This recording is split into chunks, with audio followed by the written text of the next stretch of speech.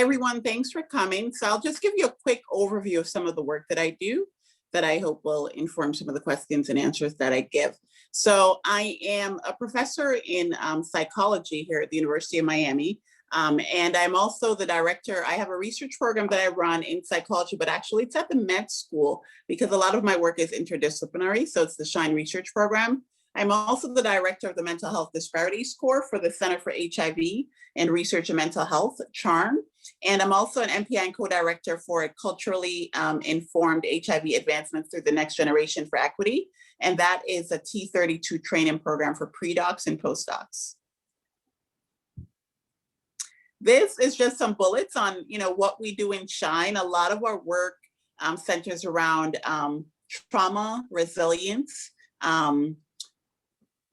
risk and prevention, and really thinking about also what place people at promise for doing well. So resilience factors, and investigate in psychosocial and structural factors such as discrimination and poverty and how they relate to health disparities, be it mental or physical. And we focus a lot also on the development of behavioral interventions in this area. A big underpinning for the work that we do in SHINE is community engagement. And I like to talk about it as genuine community engagement. And I think that will come up in some of the conversations. And this is a picture of my team pre-COVID. So it's been a while now. There are a lot of new members. Some have moved on to PhD programs and other excellent things. But this is an image that kind of gives you a glimpse of who we are. We're made up of a lot of folks who are committed to the communities and wanting to do the work here locally. Next. This is one project that we have going on in SHINE. It's called MAGIC, and it stands for Monitoring Microaggressions and Adversities to Inform Interventions for Change Among Black Women Living with HIV. And it's a longitudinal study, a cohort that we're building of 300 Black women. And basically we're assessing microaggressions via daily short text message and also more intense assessments at 3-month follow-up. And it's to look at how these daily microaggressions are impacting their mental health and their HIV health outcomes, such as viral load and also behavior adjusted to medication adherence. We're also looking at reoccurring trauma and violence as experienced both directly and indirectly, and how that relates to their health outcomes. And then most importantly, we're looking at resilience factors at 3 levels. So at the individual level, at the interpersonal level, and also at the neighborhood level, and looking to see whether or not these factors moderate the relationships above. Another study we had that we've collected all the data for, and so now we're looking at the analysis, is a study that we kicked off at the start of COVID, and it's basically to look at how COVID was impacting the women and differentially. And so qualitatively, we conducted interviews with Black women living with HIV to really get a sense of their concerns and issues in the context of COVID. And then also did measures quantitatively to assess a bunch of major things that were necessarily going to be impacted. The 5-point initiative. So I love all the work we're doing in my group, but I think this is kind of like us all the way in terms of exemplifying what we're about. This is a project that was funded initially for 1 year by NIMH and then funded for an additional 2 years. And it's a project where we go and partner with local communities. So the model that you see on the bottom left, the purple, blue, and gray, it shows who's involved within this model of outreach, but we partner with businesses such as community laundromats, corner stores, barbershops, et cetera, gas stations. And we partner with them in zip codes that are high in terms of the impact of HIV in the Black communities. And we go out and we give vouchers and conduct HIV testing, and the vouchers are used immediately in the business by residents. Next.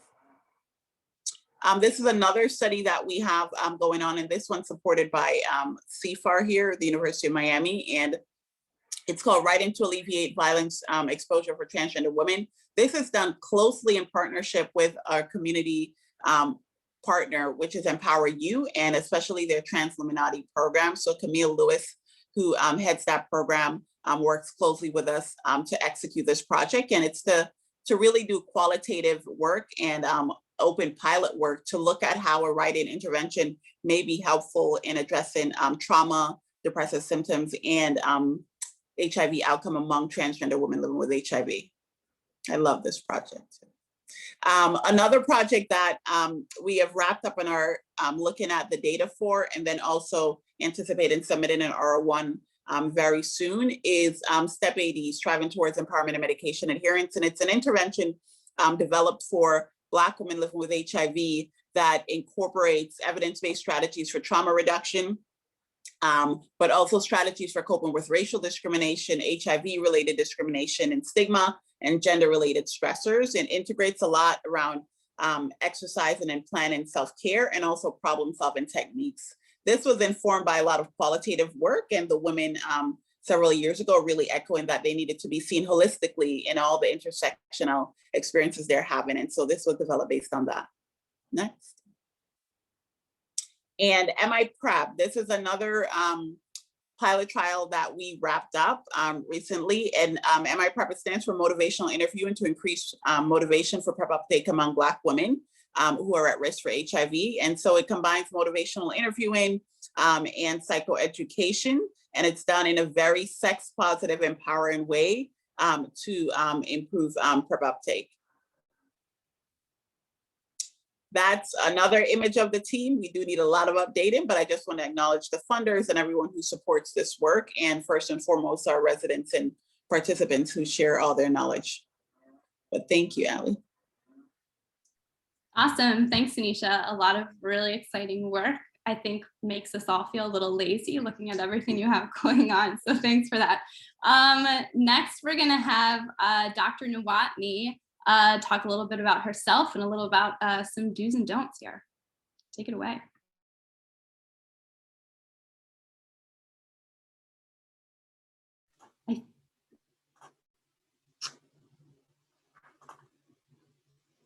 All right, I think I got it.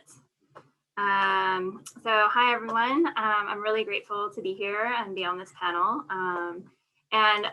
So I wanted to talk a little bit about my lab, and then how I approach anti-racism work within my lab. And so my lab is the Miami Health and Justice Lab. This is my lab logo. I have a really phenomenal undergraduate student who is both an amazing scientist and super creative artist. And so she's created actually a number of logos for me. Her name is Sophia Mohammed. And you can check out my lab website while we're talking. But my research agenda, my research mission really centers around the intersection of public health and mass incarceration. So I'm a medical sociologist, but I have training in public health, demography, criminology, sociology, and I tend to do team-based science and work on interdisciplinary teams, very similar to Sanisha. And so the work that I do, as I mentioned, it really focuses on mass incarceration and views and examines how mass incarceration impacts both individual level health, so like personal experiences of becoming into contact with the criminal justice system, as well as at the structural level, and thinking about mass incarceration as a structural driver of racial health disparities in particular, right? And what is this project of mass incarceration that we have in the United States doing to the health of our nation and doing to the health of minoritized communities and so forth. So it really centers mass incarceration as a system of racial oppression in the United States. And so I take a broad view of what criminal justice involvement looks like. So to give you an example of some of my projects, the past year I've spent a lot of my time working on the COVID prison project. So when COVID started, we knew it was going to be terrible in prisons for many reasons, prisons and jails. And in fact, they have been the sites of some of the largest and consistent outbreaks in the United States. So some colleagues and I started COVID Prison Project to not only track what was happening with regards to COVID-19 cases and mortality and policy within prisons, but also to advocate for data transparency in particular, and using data to make decisions and for policy at the policy level.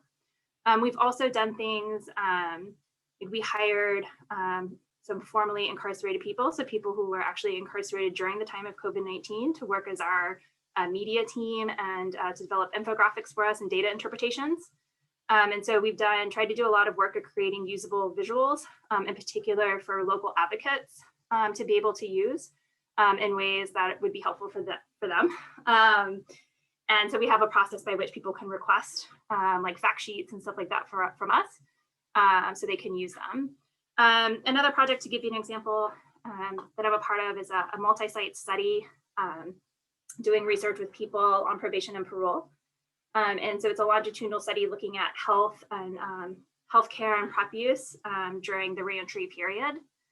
And so that's ongoing.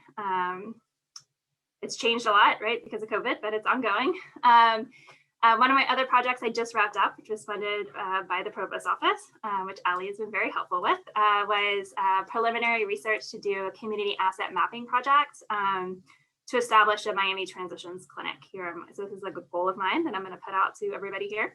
The Miami transitions clinics is a very specific model for providing reentry care for people that have chronic health conditions. And so I started, my goal is to eventually establish one of these clinics here in Miami. And so the Provost Office was generous enough to provide some funding to do some preliminary work, community asset mapping, stakeholder interviews, and so forth, to get some information for that. I also am thinking about two more projects I just kind of want to talk about quickly.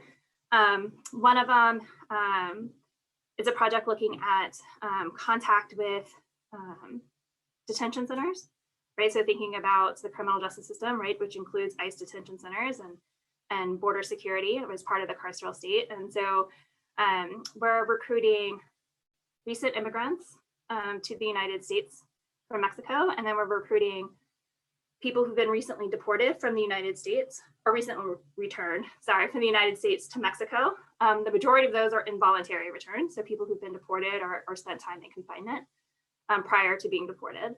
And it's a study really focusing on health and resiliency among this population, given our current historical moment of immigration policy in the United States. And the final project I'll mention that I'm actively doing data collection on is funded by Claro. I always forget what Claro stands for, but it's an amazing research center housed in the School of Nursing and Health Sciences, focused on Latino health disparities and syndemics among Latinos. So it's a study with a cohort of Mexican American women who are sexual minorities. And it uses sort of the minority stress model and a solicited diary approach to think about how can a multi-level intervention be leveraged for this population. And so it asks, covers things about discrimination, resiliency, coping, exposure to stressful life events, and so forth. That's a little bit about like what I do and where I come from. I wanted to just take a couple of minutes and say, right, so, right, I like to think of myself as an ally, but I recognize that being an ally and being anti-racist is always a work in progress. And I'm constantly learning and trying to do better, right, by my students, by my colleagues. And so this is just one resource that I wanted to share. If there's other white colleagues on the call that are thinking about how can you center anti-racist principles in the work that you do and in your lab, this is one resource that I have found helpful. It came from an article in one of the PLUS journals, and it's just 10 simple rules for building an anti-racist lab. And I think starting off, diversity do's and don'ts in research really starts with your research team, right? And sort of the tone and the message and the modeling that you do in your team, right? And then how your team reflects that out, to the communities you interact with and so forth. So I just wanted to give like a couple of examples. I'm not going to talk about all of these. But like for number 5, right, amplifying voices of scientists in your field, right, who are minoritized, in particular Black scholars. And so one of the things I try to emphasize a lot in my lab is that citations are political, and creating a reference list is a political act, right? You are choosing who you want to cite. You are choosing the literature you want to engage with. You are making decisions about who to critique and how to critique and what literature you want to build upon, right? And these are all decisions that you make, right? They're choices. And so I encourage my students and people in my lab to think really hard about, what is the literature they want to talk to? Who is the audience they want to speak to? Whose voice do they want to lift up, right, in their own publications? Like in our world, citations matter. Citation counts are what get you promoted, right? You have to report citation counts on your faculty evaluations every year, right? And it's, and so who do you want to uplift, right? Whose work do you want to showcase? And so I think that's like a really specific political act that's really easy to engage in, thinking about, why am I citing this person? Is it because they're like the quote unquote famous person that everyone else cites, which typically means they're a white man, right? And thinking through critically our citation practices is one like really practical thing to do. And then within that, thinking about your voice. So I wanted to give another example. I had recently with a student, a Latina student, who was lead author on a paper, and we submitted a paper about ICE, ICE detention centers, to a mainstream journal. And one of the editorial comments we got back was that, oh God, where is it? Okay. So they were saying we needed to add more into the methods, but like keep our word count low. And so they were like, one way you can do this is, quote, cut the discussion of your political advocacy. I don't want that in a scientific article we publish anyways. And I'm like, how can you talk about ICE detention centers and COVID and not have political advocacy, right? And so, so I had a conversation, right, with my students about, how are we going to dress? How do you want to push back? Like, this is common, right? Unfortunately, it's common, and, we have to make choices about where we publish. And, it's like, we don't want to say we're chasing impact factors, right? But it's like, those, again, University of Miami values those things. Let's be real, right? And so these things are always kind of negotiations. And so, making sure we had like honest conversation about, what does she want to do? Like, how does she want to address this? And how can I support her in addressing this, and so forth, right? So I think another thing that I want to do is talk another example I want to give is thinking about number 4 and evaluating your mentor practices. And so what I try really hard to do in order to create, try or attempt to create an inclusive environment where people feel accepted and valued is I like creating, teams for my different research projects. And I really try to set from the beginning that, these teams tend to be mixed, right? So I have undergraduate students, graduate students, some junior, some advanced, some, non-student staff, right? So people from the community. And that, a lot of people are intimidated by status hierarchies in academia, right? We have clear status hierarchies, and they can be intimidating to a lot of folks, right? And a lot of folks who maybe don't have a college degree and are working on a research team feel like they may not have valuable input, or an undergrad may not have valuable input compared to like an MD student or something like that, right? And so I try really hard to make sure that create like horizontal mentoring. So everybody is here because they're bringing something specific of value to this team, and everybody's role is equal, and it's different, right? Because we have different expertise, different experience, different skill sets, different training, but everyone's role is valuable and purposeful. And so when we have, team meetings and we have to make discussions, make decisions about things that happen, right? When you're doing longitudinal research or something, stuff happens, right? You can't anticipate everything and have an SOP for every single possibility. I try to emulate like shared decision-making, right? So, everyone can have some input about, rather than me just telling people what to do, right? We have a discussion about what should we do? Why should we do it this way? And make sure, hopefully people feel comfortable and we can come to consensus decision-making, right?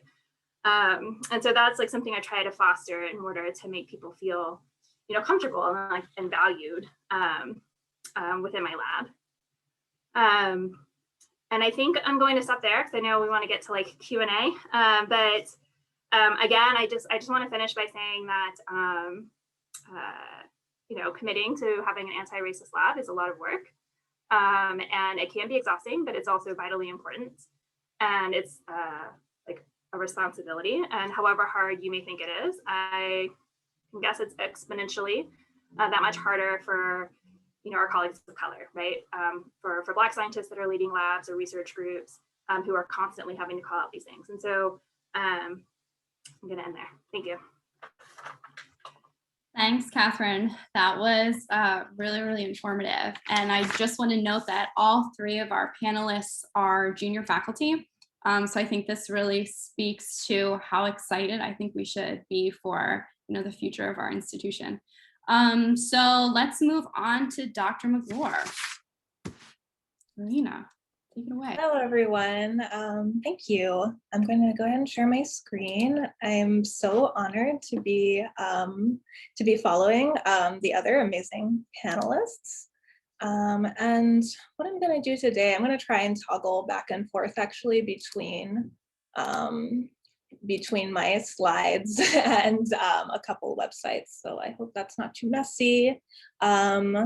So as Ali said, I'm an assistant professor in the English department. I focus primarily on African American and Afro-diasporic literature. I also consider myself to be a Black feminist scholar, which means many different things for different people. But for me, it means that the art and writing of Black women are basically a tool for liberation, and that we need to consider the art and writing of Black women as such.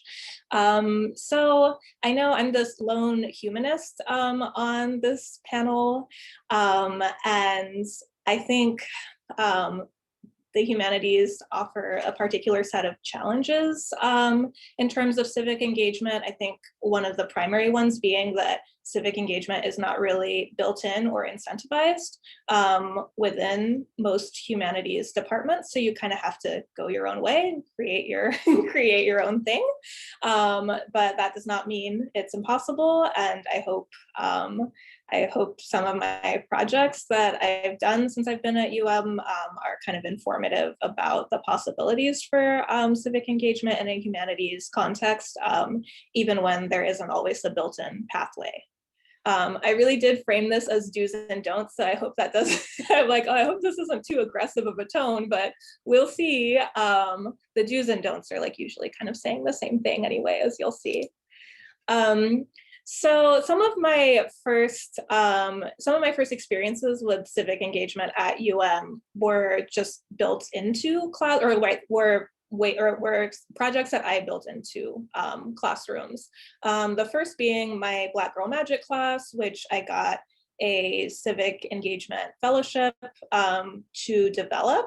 I've taught it twice now. We've had a variety of community partners, including FemPower, which I'm going to talk a lot about FemPower today. They're one of my primary collaborators. If you don't know them, please go to their website, fempowermia.org. They are just a wonderful local queer feminist artist collective. And since collaborating with them, I've actually like become a member as well. So like very near and dear to my heart and constant collaborators. We also have collaborated with Soul Sisters, which does a lot of kind of programming for young teenagers of color. Whistler Delisfor is a local Haitian photographer who's really instrumental in photographing a lot of the protests over the past summer. Nancy Saint-Léger Dance Ensemble, really big in Little Haiti. Probably some of you have seen her amazing dance performances with kind of like an all mostly Black women and all women crew, I guess, that she does a lot of like cultural events throughout the city.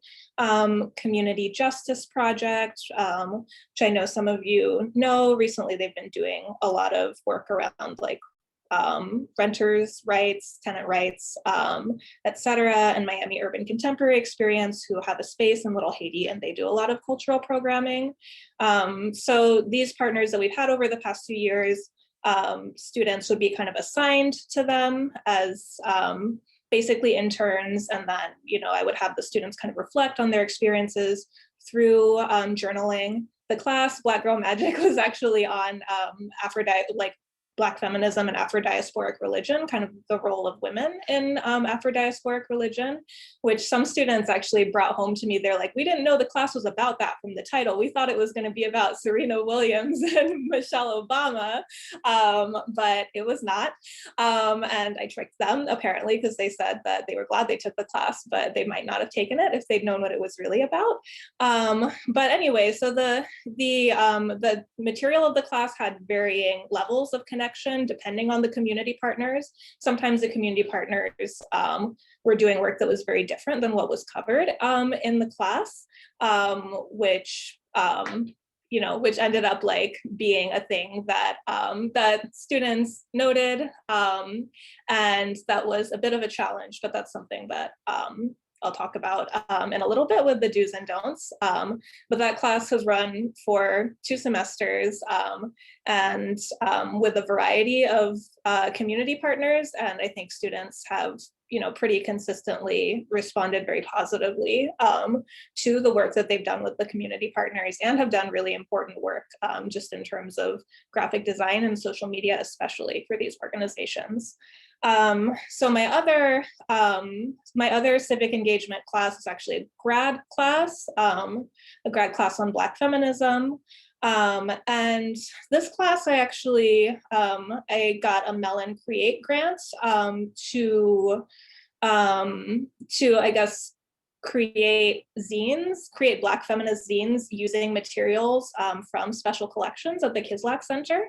And the class ended up having a bit of an unusual structure because it was a grad class with, I think about, how many was it, 10 grad students, but the grad students didn't necessarily have the capacity or the skill level to create zines. So that was where FemPower came in this collaboration. Since FemPower is an artist collective, we had an equal number of FemPower students join the class. They came to every class. I used the grant to buy them the books. I used the grant to print out the zines and to have a big zine fair at the end of the class. And the zines that they created were kind of frankly amazing. Every student had a FemPower partner to create their zines. And I'm just gonna show you. Yeah, so this is one zine. Don't have time to stop enough for you to read all the materials on the zines, but I'm just gonna kind of scroll through so that you can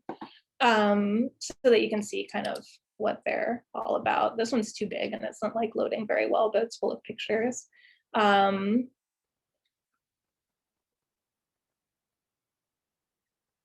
Yeah, this one they went to local botanicas and took a bunch of pictures. It was amazing. This one was based on a Black playwright that the students found in the archive.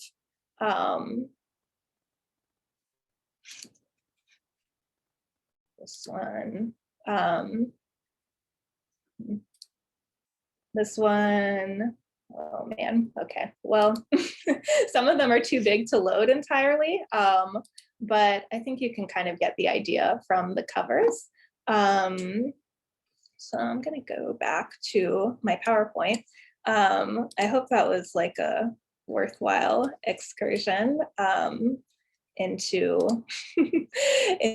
our zines from last semester, but the students did really amazing work with FemPower people, and they all kind of noted that they'd just never been in a grad class like that or had that opportunity, but the kind of level of engagement with Black feminist thought that came out of this project was just really blew me away as well. So my lessons from this, my lessons for do's and don'ts, a do from this project was definitely to manage student expectations, and and what I mean by that is just to kind of, I think sometimes students would come in perhaps like not having a lot of patience for the way that organizations run, expect organizations to run like traditional classrooms, and like meaning that there would be very prompt responses and like a lot of management and things like that, when most students joining these organizations, the organizations don't have capacity to very closely manage a bunch of interns, and that's fine. Like the students are just going to have to accept that and self-manage. So I try to really bring that home to them, just kind of bring home to them like a kind of tolerance for what might seem to them a kind of messiness in these projects, but it's not messiness. Like being in community or it is messiness, but being in community just is messy, and that doesn't mean that like work isn't being achieved. I think another big lesson from this was just not to assume that community partners are uninterested in the learning environments. Like I really learned that very much with my grad class, where FemPower participated in every single class. And, it was just amazing because it was like many people with varying access, varying levels of access to educational environments. Some people had been to college, some people had not, but everybody was doing the readings and participating on an equal level, whether they were grad students or community, quote unquote, community members, like they were all students. So yeah, I mean, I guess if anybody is interested in incorporating community members into class, there's a real hunger amongst many members of our Miami community for the information that you can convey. So with that in mind, actually, that kind of that acknowledgement of that hunger for information led me to start a public education initiative called the Third World Feminist School, which I started with FemPower members and also members from Miami Workers Center. We did that this semester. We met on Zoom on a weekly basis.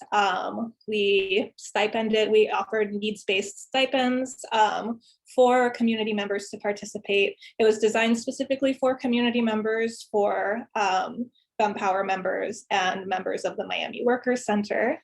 I'm going to show you our website, which was designed by my dear comrade, Helen Pena, who's one of the FemPower co-founders. So these are our different units. And if you click on the pictures, it will take you to the readings that we assigned for the different units. We crafted a mission statement together. And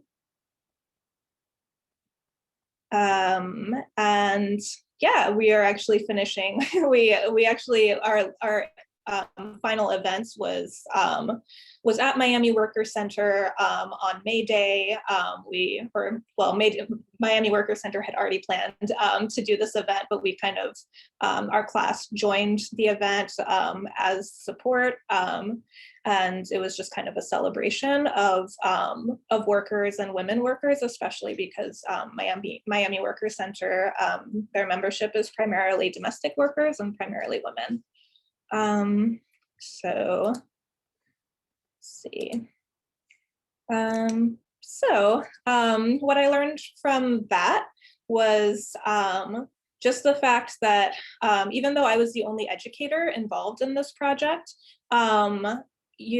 just because like your particular skills as an educator are a skill set, but they're not the only skill set for sure. Helen, as I said, designed the website and just is really skilled in publicity and graphic design, and is kind of like a social genius too. I feel like the real like social cohesion of the project like came from her.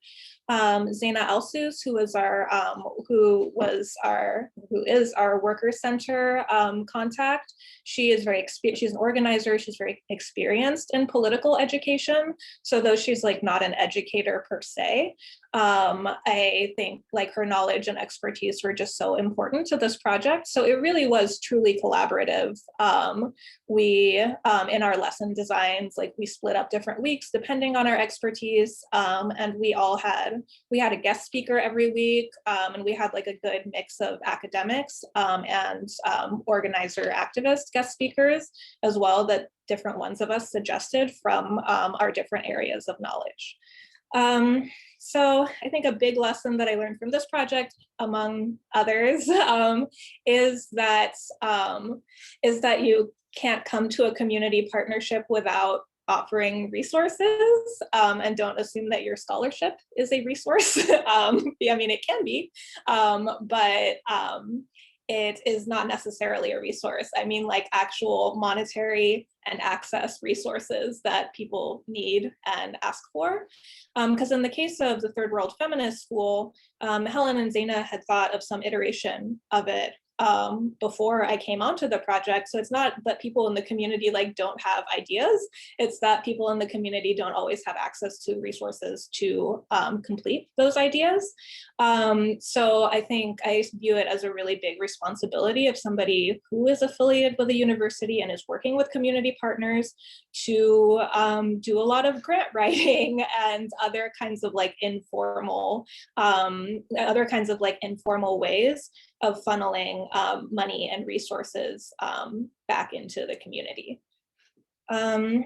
So I guess my last thing that I want to talk about, I guess outside of my community engagement, but also deeply connected with it, is my public writing that I do. In addition to my scholarship, I try to just publish in a kind of more mainstream magazines and publications so that people just have a little more access to reading about my research and to topics that maybe I wouldn't write an academic article about, but I would write a more public facing piece about. So one example, I guess, of like scholarship that I've translated into public writing is my research on Lucille Clifton, who was a really celebrated poet. I definitely, if you don't know her poetry, please go look it up immediately. She's kind of a master of the kind of epigrammatic form of poetry. It's like a lot of her poetry is under 20 lines, but really packs a punch. She passed away in the early 2000s, and actually a lot of her children are still living. So when I started researching her, I reached out to the children to, because I'd done a lot of archival research on her and she has a lot of unpublished materials in her archives. So I reached out to the children to see if they would be interested in doing an edited collection. And they said no, but I don't know. But then we just kind of gradually fell into community, like we fell into contact, I guess, because one of the elements of Lucille Clifton's life that I research is her practice of spirit writing.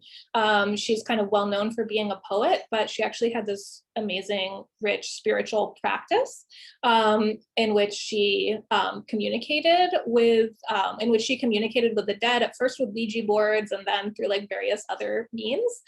So her family was really protective of that information, even though it's available in an archive. Because they didn't want people to think that she was crazy or that their family was crazy. So I obviously am very attached to, like, they did not think she was crazy, but they were just afraid of how the information would be perceived by the public. But I, on the other hand, I'm like, I think the public would respond very positively to this information. And because Lucille Clifton's spirit writing was just so inspirational for me. So for a long time, I was kind of looking to write about this, share it. And I did get a short article about it accepted by the Paris Review last summer, but then her family asked me to hold off on publishing it, which was very hard for me as an emerging scholar who doesn't necessarily have a lot of publications and who like really wanted this byline. But her family was just really nervous about having this information out here, and they didn't want it to be distracting from other parts of her legacy that they were trying to forward. So I respected their wishes, and we had a lot of back and forth about it until finally they gave me their blessing to publish it 5 months later, and it came out and it was great. And they're like, we don't know what we were worried about. So then they have like trusted me to write other things about her. including this article in Harper's Bazaar that just came out last weekend about the house that they lived in the 1970s, which is now being turned into an artist residency. So I guess, yeah, whenever I do public writing, I always, if it concerns real life people, I try to be in conversation and in community with those real life people. This image on the right here is from another magazine article that I'm writing currently for Harper's Bazaar, where I went to New Orleans and did interviews with Black owners of house museums in New Orleans, which is like a really fascinating local phenomenon.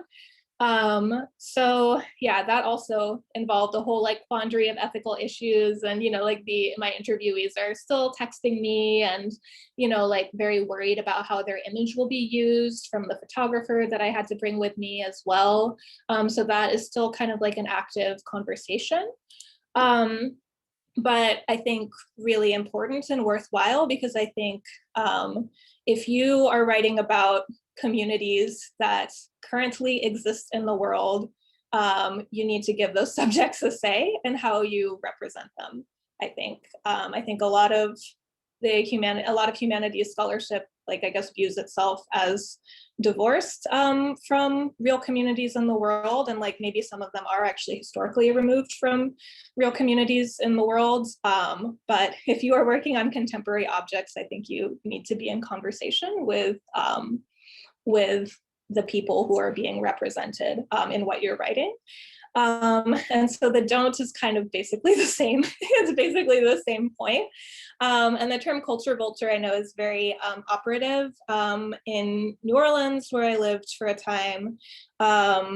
There's just this, and even like one of my interviewees from my magazine article that I'm writing right now, he kind of very pointedly told me, he was like, oh, these culture vultures, they just always come in and they take pictures and then you never see them again. And I took that point very seriously. And I'm like, hey, I'm not not trying to be a culture vulture, really trying to be in community with you for the long haul.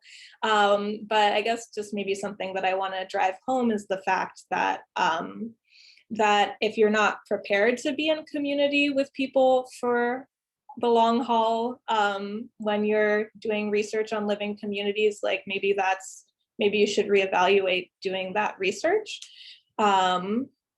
Yeah, and I think that's that's all I have to say about that. I will end there. Awesome. Thank you, Marina. That was great. It looks like we have about 15 minutes for questions. Thanks to the panelists. Really awesome presentations from everyone. We did have a couple of questions come in during registration, but because we only have 15 minutes, I'm going to open it up to the group now. Hopefully, if someone has a question, kind of start us off. We're going to unmute you all. So go ahead and let's see, allow participants to unmute. Yep, go ahead. If somebody doesn't have a question, I'm happy to pop in, but this is about you guys. So ask your panelists.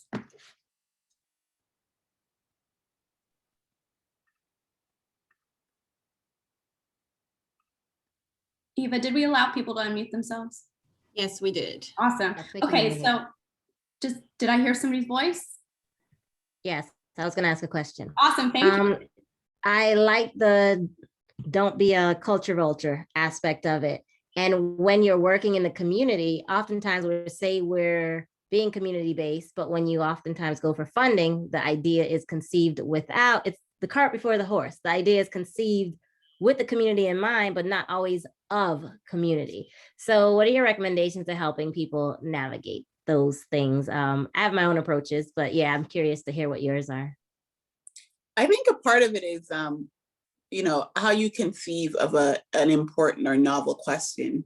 And I think those relationships and conversations have to precede the RFA. Like, I think a lot of times, because of we need to fund or perish or publish, et cetera, we tend to kind of jump at an opportunity without the build-up work. And the way in which I like to start things is that it's conversations, it's relationships with people, and that's how you generate ideas. And often for me, the vast majority of my work includes qualitative work. So even if you're saying, I have this idea, right? And I'm just going to approach the feasibility. And I think that would be good to build this community partnership. It could be a very small project and grant that would give you time and resource and ensure that you're budgeting in for a subcontractor funds to the community organization and partner as well. No matter how small the grant, I always tell my mentees to have a consultancy fee and pay other people. You're being paid for your time and you need to value people monetarily and otherwise. And so I think even with smaller projects, you could have an idea and say, okay, I'm going to spend the money actually having the conversation and gathering the qualitative data before I then apply for a bigger project. So I think that that's two ways that you could do it. Thank you. Other questions?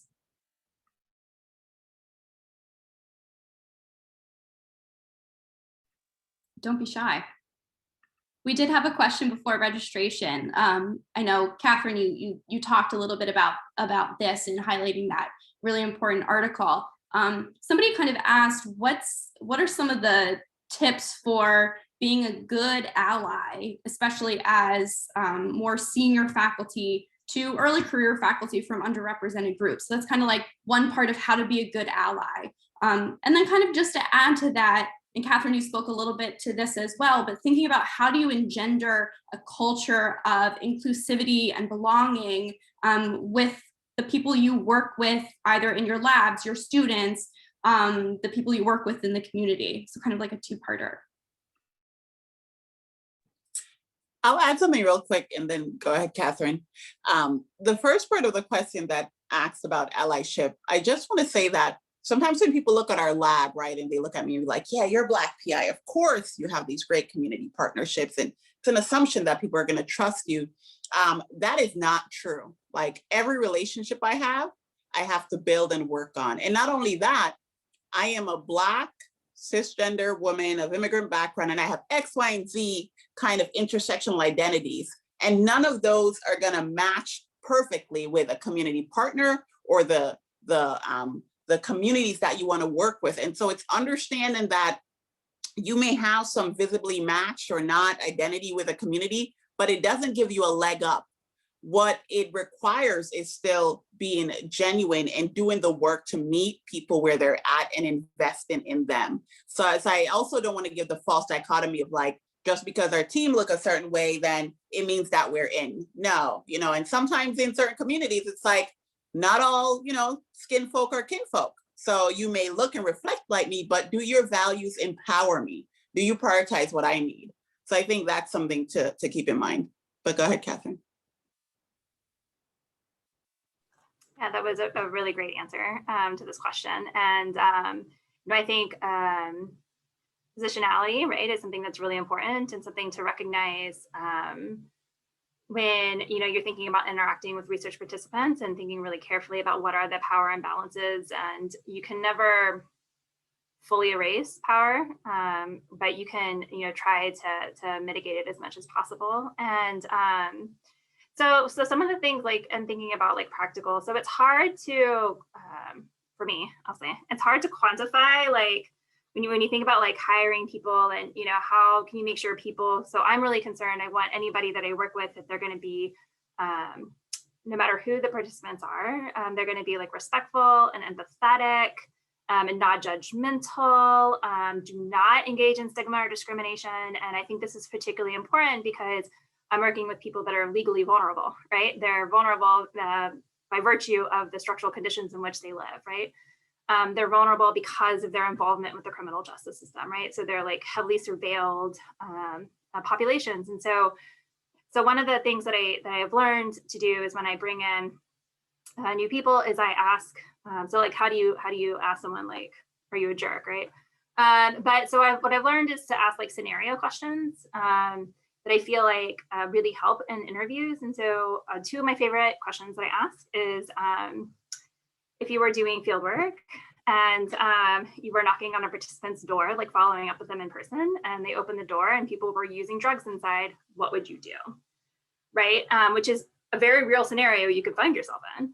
But it also, if their immediate response is to be punitive, right? Oh, I'd call the cops. Then like that tells me a lot about their values, right? And you know, another example that I really like to talk about when I'm interviewing people is you know, to ask people, right? So we never ask in my research, we never ask what people's conviction histories are because it's irrelevant, because we're in public health and it doesn't matter what you've been convicted of. But sometimes it comes up, right? Or you find out because you're trying to find a participant's address and, you know, you Google them and whatever, right? And so, you know, the other question that I like to ask is to make sure that, or is to ask that, you know, if you were working with a participant and through the course of the study, you found out that they had been convicted of, you know, child sexual abuse, like, would you be able to like keep working with this person and respect them and value them, right? Even though they had this like conviction, right? Which we can talk about, what does a conviction mean? And so I think, and you know, even signaling that like within the job interview, I think, you know, hopefully sets a tone for, you know, what my lab values, right? And the kind of people that I want working in my lab. And, you know, representing, right, me and UM and stuff out in the community, right? Especially for when people are engaging, you know, not all my research engages human subjects, right? But for the research that does, I'm very particular about whether they're students or non-students, right? Who those people are. And so, so I think that's one way that I kind of signal an inclusive environment, or, you know, the kind of environment that I expect. Yeah. If I could add something to that, I would say my job descriptions, I realize, seem a little extra compared to some that we put up, right? Like, so, you know, you have the bland post and it's like, oh, must be open to, and I literally have like a whole paragraph, but one of the sentences read, for instance, the applicant will be required to affirm and empower diverse individuals in terms of, and like, you know, race, gender identity, sexual orientation, mental health, substance use. And it feels like, wow, that's a lot in there, but I literally asked them. So when you read the job description and you saw that, can you tell me a bit about like what your thoughts are and how you're going to be able to do that? Mm-hmm. The other thing is that in addition to questions I asked, I have my potential candidates being interviewed by, you know, people living with HIV, for instance, members of my team who I know or marginalized in multiple identities or sit at different angles of the margins, and get their sense of, what do you take from this person? What are your impressions of them? Would you want to work with them, right? And I think it's important to do that, because there have been many times where team members have been able to pick up on something, or something gets mentioned. I'm like, yeah, that's not going to work with us, right? So I think it's important just to try your best in the screening process to get that information when you call references, to try and pick up on that, but also get a sense of people's comfort. Like I like to ask people, so we do work in the community and we go to X, Y, and Z area. So are you familiar with it? How would you feel? If I see you flinching, well, you know, I'm like, yeah, you're not gonna go and make other people feel comfortable if you're uncomfortable going in those spaces. Can I also jump in and just like affirm what the other panelists said, both like what is relevant to my research and practice, and like what isn't, and what is like what I'm learning from. But I guess one point that I want to jump in on, which is like a bit of an earlier point and related to Sanisha's first point, I think is, you know, as a Black person, I obviously, and as a Black scholar, I don't think about like allyship necessarily, or, you know, like that's just not the framework that I use to think about my relationships with people. But I do think a lot about coalition building, because as Sanisha said, you know, I also am a Black cisgender immigrant background woman, and that identity doesn't like map on to, you know, like all of my students or all of the populations that I'm working with. So I think despite the fact that I like am from a marginalized community, and this like, you know, like shout out to all the scholars here who are from marginalized communities, it doesn't mean that you don't have to do work of uplifting the struggle of other people who might not share your struggle. So, so I think a really important part of my praxis is just supporting students, especially in various ways, who come from, I don't know, like Palestinian students, queer students, Indigenous students, and just kind of like centering those struggles as well as my own struggle as a Black person and as a Black woman. So yeah, I think less about allyship and more about building power between other marginalized groups, like both in the classroom and in the community. We had a follow-up question in the chat. So in terms of colleagues, you can't always choose your colleagues with, right? If you encounter somebody who you might need to sort of address their racism, right? Do you have any tips for how to sort of have that kind of conversation? I don't know who asked that, but could you clarify when you say address their racism? Like, so what kind of behaviors are we talking about? And then the reason I say clarify if the person is still there, it's, you know, you may be able to say, let me address this microaggression that happened and talk to you about how it's impacting our work with the community, et cetera, et cetera. And there might be things where it's like, this is a deal breaker and you're going to sever the relationship that exists here, or you're adversely impacting community. And I'll give an example. So when we do the 5-point initiative, when we partner with different businesses, right? We've partnered with a business, for instance, where there were several microaggressive and negating instances that came up, right? My team was able to kind of intercede immediately to make sure that residents weren't being treated in any other way. But they went on our list thereafter as being like, we will never partner with you again. Like, we will not, you know, we will partner with other people, but we will not partner with you again, because that behavior is not one that we want to support in any regard.